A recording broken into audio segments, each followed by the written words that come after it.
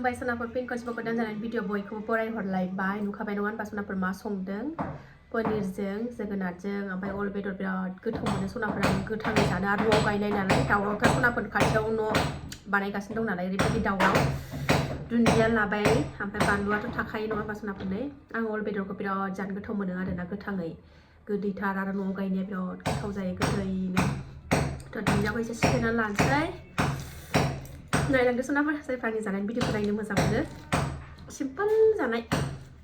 बेदरथ' जाया नालाय ओंखायनो मिरामिस जानायखौनो लाबो होननायखाय लाबोनाय जाबाय आरो सनाफोर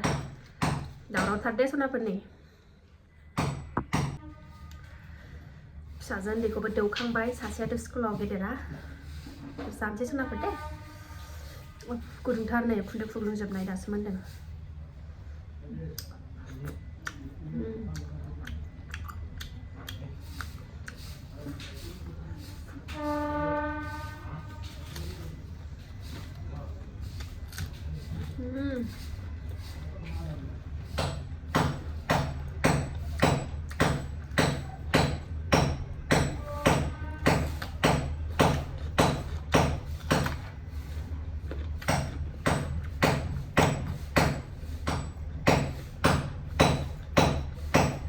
दावरावथार